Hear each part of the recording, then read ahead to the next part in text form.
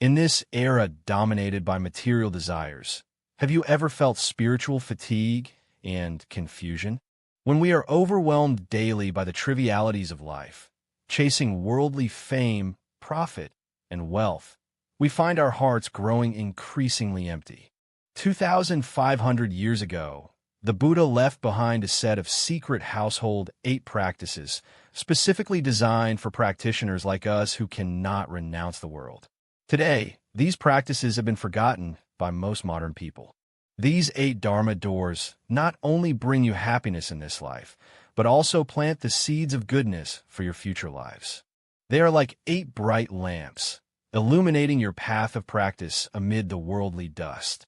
Today, I will unveil with you the ancient wisdom veiled by the dust of time. It is no coincidence that you can see this video. Perhaps it is the result of the good karma from your past lives that has brought us together today to explore this precious wisdom that can bring peace and happiness to your present and future lives. If those with affinity can be filled with Dharma joy, please write Namo Amitabha Buddha in the comments, wishing that all who are connected with this video may attain peace and happiness. Let us return to ancient India 2,500 years ago, a time full of wisdom and enlightenment. After the Buddha attained enlightenment, he not only began guiding the monastic community toward liberation, but also never neglected the lay followers who could not renounce worldly life and bore family responsibilities. In the Sayukta Agama, there is a young Brahmin named Ukka who sincerely sought guidance from the Blessed One.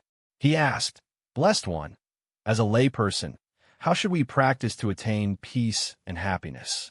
How can we walk the path of awakening without abandoning our worldly responsibilities?"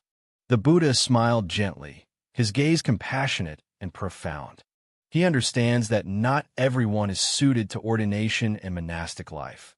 Many are destined to undergo trials and experiences in the ever-turning world of samsara. Thus, he taught the 8 household practices to the lay follower, also known as the 8 principles of happiness for lay people. Although this scripture contains only a little over 800 characters, it serves as a golden key that opens the door to the wisdom of life.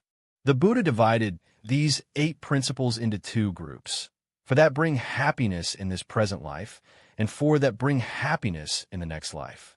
This classification reflects the practicality and comprehensiveness of the Buddha's teachings, addressing both the stability of everyday life and the pursuit of higher spiritual realms.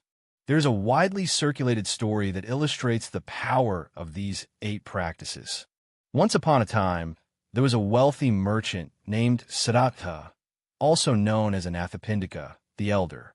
He lived a life of luxury, but felt inner emptiness until he encountered the Buddha and heard the 8 principles of lay life, which completely transformed his way of living. He practices skillful means with completeness, conducts business honestly, follows the principles of proper guardianship, manages finances reasonably, turns his mind toward virtuous teachers, avoids evil existence, maintains a righteous livelihood, and leads a disciplined life.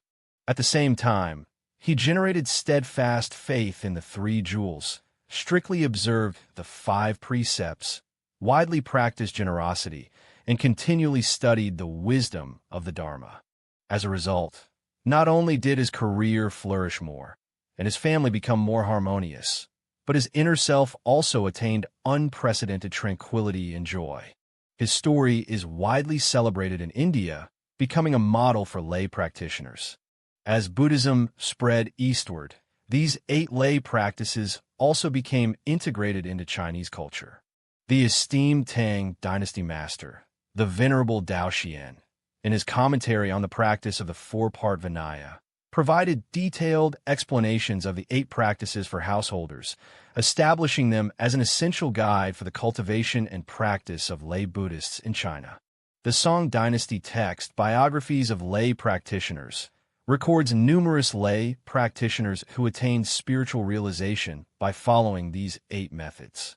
During the Ming and Qing periods, with the rise of lay Buddhism, the 8 practices for lay people were further developed to address family relationships. the profound wisdom of the relationship between social responsibility and spiritual practice.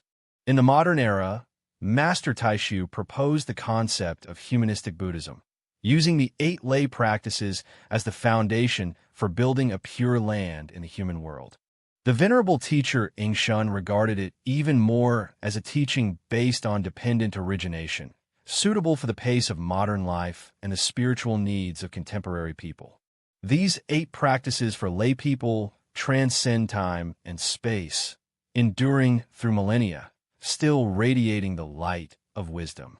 It is not an unattainable, mysterious doctrine, but a practical guide to life, the most precious gift that the Buddha left for us lay people living in the secular world, yearning for liberation.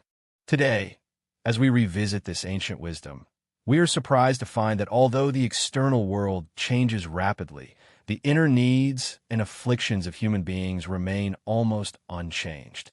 These 8 principles are like a compass, still able to guide us in this chaotic era. Now, let us unveil the 8 domestic methods, beginning by exploring the 4 methods that bring happiness in this present life.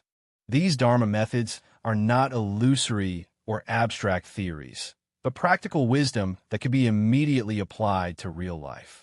The first truth is expedient and complete. Convenience here does not refer to the usual understanding of ease or comfort, but rather to legitimate means of livelihood and vocational choice. The second Dharma teaches that the Buddha instructed us that a person's choice of occupation directly affects their physical and mental state as well as their moral development. Imagine if the work you do every day goes against your conscience. No matter how much money you earn, there will be a deep, unhealable fissure in your soul. On the contrary, if your profession benefits society, even if the income is not the highest, there will be a sense of fulfillment and dignity in your heart. The Buddha clearly identified 5 types of occupations that should be avoided: trading in weapons, trading in human beings, trading in meat, trading in poison, and trading in intoxicants. These occupations directly or indirectly cause harm and suffering to sentient beings. In modern society, the concept of convenience and adequacy can be extended to include choosing environmentally friendly options, promoting peace, enhancing health, disseminating knowledge, and serving the community. At the same time, it also signifies maintaining diligence, honesty, and a sense of responsibility in one's work. There's a Zen koan that says, "The ordinary mind is the way." Skillful means fully realized is to cultivate the extraordinary way through ordinary work. When washing dishes, focus on washing dishes. When coding, focus on coding. When teaching, focus on teaching. Every present moment is an opportunity for practice. The second Dharma, protection and completeness. In today's material abundance, we are in greater need of this wisdom. Guardianship and sufficiency represent a wise perspective on wealth. It is neither stinginess nor greed, but a balance and foresight. In the Sutra on Good Living, the Buddha provided a practical wealth distribution plan, dividing income into 6 portions for daily living: business investment, savings, charitable giving, filial duties, and family building. Although ancient, this proportion contains profound wisdom in Buddhist philosophy and commerce. Consider how many modern people are trapped in the predicament of living paycheck to paycheck. How many are swept away by consumerism, selling things they do not need and showing off to people they do not like, and how many sacrifice their future security for momentary pleasure. Guarding abundance teaches us that wealth is a tool, not a goal, a means, not the focus. Maintain a proper attitude towards money, neither clinging to it nor looking down upon it. Act with wisdom when using, hold gratitude when possessing, and accept with equanimity when losing. It is remembered that a Zen master once said, "Having money in hand but no desire in the heart. This is precisely the highest realm of guarding completeness." The third Dharma, a virtuous friend well equipped. Those who are lively are like red. Those who are silent are like black. The kind of people we associate with determines the kind of person we will become. The Buddha had long seen through this truth. Thus, he especially emphasized the importance of approaching virtuous friends and wise teachers. Good friends not only refer to teachers of the Dharma, but also include those who can guide us toward goodness, inspire our potential, and awaken our wisdom. They are like bright lamps in the dark night, guiding us toward the light, like wise teachers in adversity, helping us grow and transform. On the contrary, evil friends are like poison. No matter how beautifully they are packaged, they will harm our body and mind. Friends who seek only pleasure consume our time and energy. Friends with narrow minds limit our vision, and friends with corrupt morals hinder our life's progress. The Shurangama Sutra states that when conditions are not genuine, one creates the karmic result of desire realms. Choosing friends is like selecting seeds. The kind of seed determines the kind of fruit it bears. In the digital age, a good spiritual friend also means exercising caution in selecting the information we focus on and the opinion leaders we follow. A single ganju on social media may determine the direction of our private lives. The fourth truth, proof of completeness. The perfection of virtue, sampuat, represents a comprehensive planning of one's lifestyle. It requires us to find a balance between income and expenditure, avoiding extravagant waste while not falling into extreme frugality. There's a subtle balance here, neither deliberately pursuing asceticism nor indulging in desires. The Buddha advocated for the middle way, opposing extremes. Excessive desire leads to greed and dissatisfaction, while extreme restraint can result in rebound and frustration. The essence of being complete lies in contentment and finding joy in what one has. Knowing what is enough is a profound wisdom. Be content with material possessions and strive for progress spiritually. This is the art of living taught by the Buddha to lay practitioners. A venerable master once said, "Eat when the opportunity arises, sleep when tired." These simple 8 characters reveal the essence of complete enlightenment. Aligning with nature, without attachment or contrivance, is the highest wisdom in life. These 4 types of Dharma practices may seem simple, but they are actually profound. They are not distant ideals, but wisdom that everyone can practice in daily life. They intertwine to form a protective net, bringing genuine happiness to our present life. However, this is only the first half of the Eightfold Path for lay practitioners. Next, we will explore the other 4 factors, which open the gateway to wisdom that brings peace and happiness in the next life. They are more profound and closer to the core of the Dharma, yet equally practical and suitable for lay practitioners. These 4 truths not only pertain to the future, but also shape the qualities of our mind in the present. They serve as the subtle link between the mundane and the transcendent realms. The 5th factor is complete faith. Faith is not blind superstition, but a firm belief grounded in rational reflection and personal experience. Faith in Buddhism refers to confidence in the 3 jewels, the Buddha, the Dharma, and the Sangha. Confidence in the law of causality, karma, and confidence in one's own potential for awakening. Imagine the scene of a voyage. Faith is like a compass, guiding us through the vast ocean and showing us the way. Without a compass, even the best ship may lose its way and never find the other shore. Having complete faith means that in the intricate and complex modern society, our hearts have a refuge to rely upon. When the world is noisy and chaotic, and values are confused and ever-changing, there is a light within our hearts that never goes out, illuminating the path ahead. Some may ask, why is faith so important? Faith is the foundation and driving force of all practice. Without faith in the path of practice, it is difficult for us to persevere consistently. Without faith in the 3 jewels, we are easily swayed by external temptations and distractions. Master Huining, the 6th patriarch, said, "Faith is the cause and the mother of merit on the path. It constantly nurtures all wholesome roots."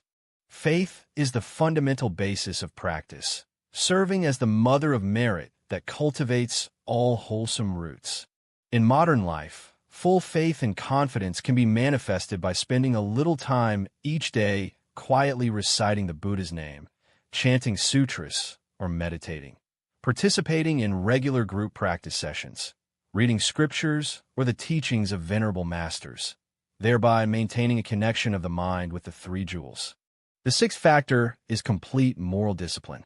Precepts are not restraints, but steps to liberation. They are not limitations, but safeguards. Just as traffic regulations do not restrict our freedom, but protect our safety.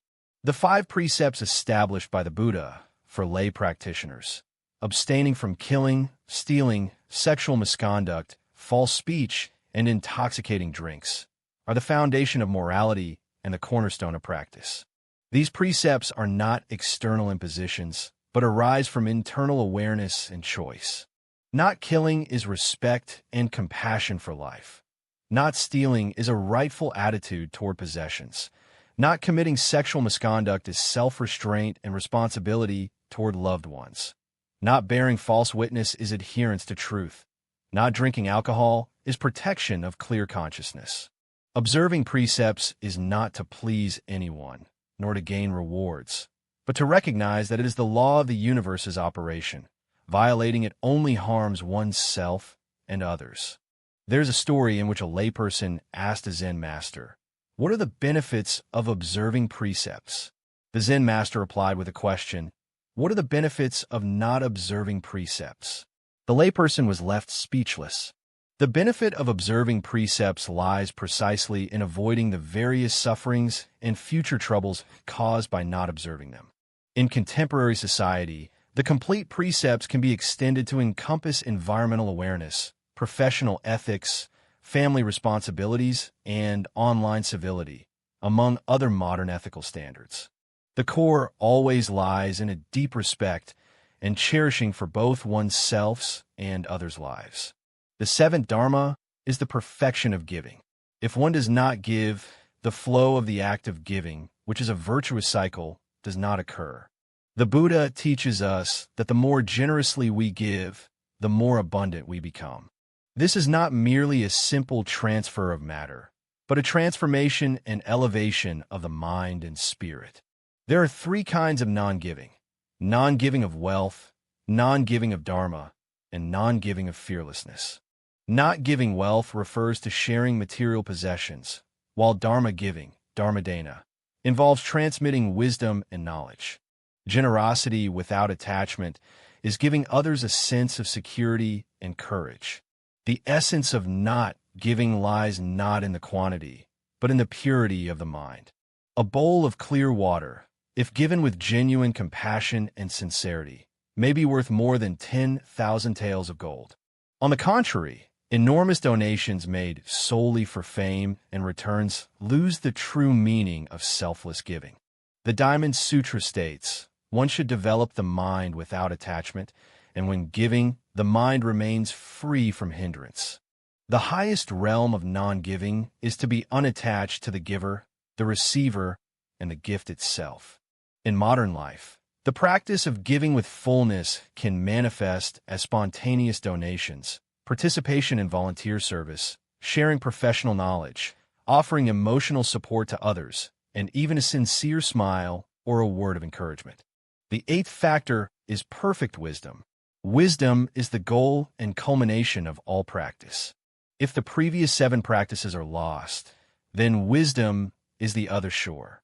Wisdom is not the accumulation of knowledge, but the direct experiential insight into phenomena. It is not a play of concepts, but the awakening of the mind. Wisdom has 3 levels: conceptual wisdom, wenhui; analytical wisdom, sihui; and experiential or practice wisdom, shihui. Wenhui is the initial understanding gained through listening to the Buddha's teachings. Sihui is the comprehension developed by deeply contemplating and internalizing those teachings. Shiohui is the wisdom transformed into one's own life through practice and verification. The essence of wisdom lies in the realization of no self, anatta, and emptiness, sunyata. When we see through the illusion of the self and perceive the impermanence and dependent origination of all phenomena, our attachments naturally fall away, and our afflictions naturally dissolve. In actual practice, the completeness of wisdom is manifested by setting aside time each day to study the Dharma, deeply contemplating the nature of life, applying the wisdom of the Dharma to examine every situation in daily life, and transforming knowledge and views into action and experience. These four Dharma gates, faith, precepts, meditation, and wisdom, are the four steps leading to spiritual freedom. They mutually support and promote each other. Only with faith can one uphold the precepts. Maintaining pure precepts empowers the mind. When one's nature remains unlost and attachments are not dissolved, true wisdom can manifest. These 8 practices, as a whole, form a complete system of cultivation. The first 4 truths establish the material foundation and external conditions, while the latter 4 truths initiate internal transformation and spiritual transmutation. They are not separate parts, but an organic whole, like the root, stem, leaf, and flower of a lotus, each indispensable. This is the wisdom of the Buddha, not negating secular life, but transforming it into a field of practice, not avoiding worldly responsibilities, but sublimating them into supports for awakening. The 8 principles of lay practice precisely embody this integration of harmony and wisdom. To know but not practice is merely to understand the profound meaning of the 8 principles of household living. The key lies in how to integrate them into our daily lives and transform them into concrete cultivation. First, we need to avoid a common misconception that one must perfectly practice all 8-fold paths to be considered as truly practicing the Dharma. In fact, the Buddha's teachings are progressive. We can begin with 1 or 2 of the easiest practices and gradually expand from there. For example, you can start by cultivating skillful means and completeness, reflecting on whether your profession harms sentient beings and whether your work attitude is honest and diligent. Alternatively, begin with the cultivation of good spiritual friends, examining your social circle to reduce contact with negative influences and increase association with uplifting and positive individuals. The second misconception is to separate spiritual practice from daily life. True cultivation is not about hiding away in a monastery or merely meditating for hours each day. It should permeate every aspect of our lives. When making decisions, consider the law of cause and effect. When interacting with others, maintain compassion. And when facing adversity, practice patience and forbearance. The third misconception is the impatience to achieve results quickly. Spiritual growth is like planting a tree. It cannot be accomplished all at once. Sometimes we may feel frustrated and ask ourselves why, despite studying so much Dharma, we still experience anger, jealousy, and fear. It is important to understand that these negative emotions are habitual tendencies accumulated over many lifetimes and cannot be eliminated overnight. Importantly, we have already begun to be aware of them, which in itself is a tremendous progress, like lighting a lamp in the darkness. Although the darkness is not yet completely dissipated, the light has already begun to spread. The 8-fold discernment is not aimed at becoming a perfect person, but at becoming a more aware and compassionate individual. Every small progress is a flower on the path of cultivation. Every moment of mindfulness is a step on the path to liberation. If you feel lost or powerless, remember that the Buddha said even practicing a single Dharma can bring corresponding peace and happiness. What matters is not how high one attains, but the persistent effort and sincere aspiration. Just as a drop of water continuously falling can eventually penetrate hard stone, our practice, though seemingly small, if sustained persistently, will ultimately transform our lives. The universe is vast and boundless, while human life is brief. In this limited journey of life, we must bear the responsibilities of the mundane world and simultaneously yearn for spiritual liberation. The 8 practices for lay people are precisely the faithful path pointed out by the Buddha for us. There is no need to escape the secular world. Rather, one cultivates a pure land within it. There is no need to abandon one's family. Instead, one transforms the family into a place of practice, like the lotus flower that rises unstained from a mud. We can live in the world, yet transcend the world. These 8 principles are like 8 bright mirrors, reflecting every aspect of our life, and like 8 pillars, supporting the edifice of our spirit. The 6th patriarch of the Chan school, Master Huaining, once said that the Dharma of the Buddha does not leave the world. It awakens within the world. True enlightenment is not found in distant mountains or secluded forests, but in our daily lives. It is not about specific rituals or forms, but about the transformation and elevation of the mind.